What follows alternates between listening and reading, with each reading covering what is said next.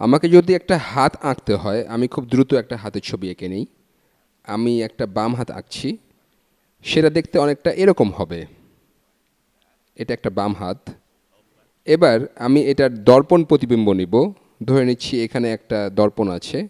আমি এটার mirror image বা দর্পণ দর্পণ প্রতিবিম্ব নিচ্ছি, আমি অন্য রং দিয়ে আঁকছি। মিরর ইমেজটা দেখতে এরকম হবে, সেটা এরকম হবে। ঠিক এরকম নয়, কিন্তু আপনারা ধারণাটা পাচ্ছেন। বাম হাতের মিরর ইমেজটা অনেকটা ডান হাতের মতো হবে। এখন আমি এই হাতটা যেভাবেই ঘোরানোর চেষ্টা করি না কেন, আমি হয়তো হাতটা 180 ডিগ্রিজ ঘোরানোর চেষ্টা করতে পারি যাতে বুড়ো আঙুলটা অন্য পাশে যায়, এখানকার এই প্রতিবিম্বটার মতো। কিন্তু আমি যাই করি না কেন, আমি কখনোই এটাকে এটার মতো করতে পারবো না। আমি হাতটা সরাতে এবং ঘোরাতে পারি, কিন্তু এরকমটা কখনোই হবে না। আমি কখনোই এই নীল হাতটাকে এই হলুদ হাতটার উপরীয় স্থাপন করতে পারবো না। আমি উপরীয় স্থাপন করা বলতে বামে নীল হাতটাকে ঠিক ডান পাশের হাতের উপর রাখাকে বোঝাচ্ছি। যখন একটা বস্তু তার দর্পণ প্রতিবিম্বের উপর উপস্থাপনযোগ্য হয় না, তখন সেটাকে আমরা কাইরাল বলি। সে তখন সেটাকে আমরা কাইরাল বলি। এখানে হাতটা এর দর্পণ প্রতিবিম্বের উপরই স্থাপনযোগ্য নয়, তাই আমরা এটাকে কাইরাল বলছি। এখানকার এই হাতের ছবিটা একটা কাইরাল বস্তুর উদাহরণ, অথবা আমার মনে হয় হাত একটা কাইরাল বস্তুর উদাহরণ, কারণ হাত আর এর দর্পণ প্রতিবিম্ব উপস্থাপনযোগ্য নয়। আর এটা বোঝা যায় যে কেন এটাকে কাইরাল বলা হয়। কারণ কাইরাল শব্দটা হলো গ্রিক, আর এর বাংলা হলো হাত। কাইরাল শব্দটা হলো হাতের গ্রিক শব্দ। আর কোনো কিছু তার দর্পণ প্রতিবিম্বের সাথে উপস্থাপনযোগ্য নয়, এই সংজ্ঞাটা কেমিস্ট্রি অথবা ম্যাথমেটিক্স অথবা আমার মনে হয় সাধারণভাবে হাতের ক্ষেত্রেও প্রযোজ্য। আমরা যেটা নিয়ে কথা বলছি কেমিস্ট্রির ক্ষেত্রে, যদি আমরা এই সংজ্ঞাটা নিয়ে আসি, তবে এখানে দুইটা ধারণা আছে।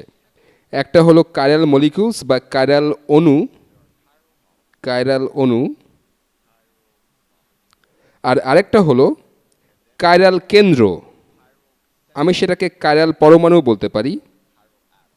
এটা সাধারণত কার্বন পরমাণু হয়, তাই অনেক সময় এটাকে কাইরাল কার্বনও বলা হয়।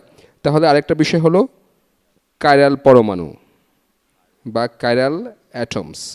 কাইরাল পরমাণু, তাহলে কাইরাল অণুগুলো সেসব অণু যেগুলো তাদের দর্পণ প্রতিবিম্বের সাথে উপস্থাপনীয় হয় না। তাহলে এগুলো দর্পণ প্রতিবিম্বের সাথে সুপার ইম্পোজিবল নয়, বা বাংলাতে বললে তাদের দর্পণ প্রতিবিম্বের সাথে উপস্থাপনযোগ্য নয়। কাইরাল পরমাণুর ক্ষেত্রেও এটা সত্য। কিন্তু আপনি যখন একটা অণুর মধ্যে কাইরাল পরমাণু খুঁজবেন, তখন তাদেরকে চিহ্নিত করার সবচেয়ে ভালো উপায় হলো অণুর মধ্যে সাধারণত কার্বন এরকম হয়, বিশেষ করে অর্গানিক কেমিস্ট্রির ক্ষেত্রে এটা কার্বন হয়। ফসফরাস বা সালফারও এমন হতে পারে, তবে সাধারণত যেসব কার্বনের সাথে 4টা ভিন্ন গ্রুপ যুক্ত থাকে তারা এরকম হয়। আমি এখানে গ্রুপ শব্দটার উপর জোর দিচ্ছি, এটা কিন্তু 4টা ভিন্ন পরমাণু নয়। আমরা একটা অণুর কথা চিন্তা করতে পারি যেটাতে একটা কাইরাল পরমাণু বা কাইরাল কার্বন আছে। ধরে নেওয়া যাক এখানে একটা কার্বন আছে। আমি এটাকে এমনভাবে দেখাচ্ছি যে এটা আসলে একটা কাইরাল পরমাণু। নির্দিষ্ট করে বললে এই কার্বনটা হলো কাইরাল পরমাণু, কিন্তু এটা আসলে অংশত একটা কাইরাল অণু। আর আমরা আরও উদাহরণ দেখব যেখানে এই দুইটাই সত্য হবে। আমরা ধরে নেওয়া যাক এই কার্বনটা একটা CH3 গ্রুপের সাথে বন্ধনে যুক্ত, মিথেন গ্রুপের সাথে। এই গ্রুপটা পৃষ্ঠা হতে বাইরে বেরিয়ে আছে। ধরে নিচ্ছি যে এখানে একটা ব্রোমিন আছে, আর ধরে নিচ্ছি এর পেছনে একটা হাইড্রোজেন আছে, আর এটার উপরে একটা ফ্লোরিন আছে। আর আমি যদি এখন এটা দর্পণ প্রতিবিম্ব নেই, তবে কার্বনটা কেন্দ্রে থাকবে। একই নীল রং দিয়ে এটা করি। কেন্দ্রে কার্বনটা আছে, এই কার্বনের উপরে ফ্লোরিন আছে। এবার ব্রোমিনটা এ পাশে চলে আসবে। এবারও মিথেন গ্রুপটা পৃষ্ঠা হতে বেরিয়ে থাকবে, কিন্তু এবার এটা বাম দিকে থাকার পরিবর্তে ডান দিকে যাবে। এখানে তাহলে মিথেন আসছে, আর এবারও হাইড্রোজেনটা পেছনেই থাকছে। এরা হলো দর্পণ প্রতিবিম্ব। এটাকে যদি আপনারা দর্পণ ধরেন, তবে দর্পণের দুই পাশে এরকম দেখতে পারেন। এখন কেন এটা কাইরাল? এটা কিছুটা ভিজুয়ালাইজেশনের ব্যাপার। আপনি এখানকার এই জিনিসটাকে যেভাবেই ঘোরানোর চেষ্টা করুন না কেন, আপনি কখনোই এটাকে ঠিক এটার মতো করতে পারবেন না। আপনি হয়তো এটাকে এভাবে ঘোরাতে চাইছেন, আপনি হয়তো এভাবে এটাকে ঘোরাতে চাইছেন, আর মিথেন গ্রুপটাকে এখানে আনতে চাইছেন, এখানে, যাতে সেটা এখানে আসে। সেটা চেষ্টা করা যাক। আমরা যদি মিথাইল গ্রুপটাকে এখানে নিয়ে যেতে চাই, তবে অন্য গ্রুপগুলোর ক্ষেত্রে কি ঘটবে? এই হাইড্রোজেন গ্রুপ, আসলে এটাকে হাইড্রোজেন পরমাণু বলা উচিত, সেটা এখানে সরে যাবে আর ব্রোমিন এখানে সরে আসবে।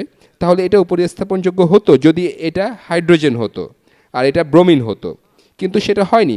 আপনি কল্পনা করতে পারেন যে হাইড্রোজেন আর ব্রোমিনের অবস্থান পরিবর্তন হয়ে যাচ্ছে। আপনি এটাকে উল্টে দিতে পারেন বা যে কোনো দিকে এটা ঘোরাতে পারেন বা আর যা ইচ্ছা হয় তা করতে পারেন, কিন্তু কখনোই এদেরকে উপস্থাপন করতে পারবেন না। তাহলে এখানকার এই অণুটা হলো কাইরাল অণু, আর এটা কার্বনটা হলো কাইরাল কেন্দ্র। তাহলে এখানকার এই কার্বনটাকে বলা হচ্ছে কাইরাল কেন্দ্র বা কাইরাল কার্বন। Chiral carbon. কখনো কখনো এটাকে অপ্রতিসম কার্বনও বলা হয়ে থাকে। কখনো কখনো এটাকে স্টেরিও সেন্টার বলতেও শুনবেন। স্টেরিও সেন্টার হলো একটা অণুর যে কোনো বিন্দুর জন্য প্রযোজ্য একটা সাধারণ টার্ম, যে অংশটা এর সাথে যুক্ত বিভিন্ন গ্রুপের সাপেক্ষে অপ্রতিসম। কিন্তু বিশেষ করে ইন্ট্রোডাক্টরি কেমিস্ট্রি ক্লাসে এটা সাধারণত একটা কার্বন হয় যার সাথে 4টা ভিন্ন গ্রুপ যুক্ত থাকে। আমি আবারও জোর দিয়ে বলছি যে এটা কিন্তু 4টা ভিন্ন পরমাণুর সাথে যুক্ত হবে তা নয়। এখানে একটা মিথাইল গ্রুপ থাকতে পারে, এখানে একটা প্রোপাইল গ্রুপ থাকতে পারে। সেক্ষেত্রে এই কার্বনটা সরাসরি 2টা কার্বনের সাথে যুক্ত থাকবে, কিন্তু এরপরও সেটা কাইরাল কার্বন হবে এবং এক্ষেত্রেও এটা আসলে একটা কাইরাল অণু হবে। পরবর্তী ভিডিওতে আমরা বেশ কয়েকটা উদাহরণ দেখব। আমরা একটা অণু দেখে এর কাইরাল কার্বন চিহ্নিত করতে চেষ্টা করব, আর তারপর দেখব যে সেই অণুটা নিজেও কাইরাল কিনা।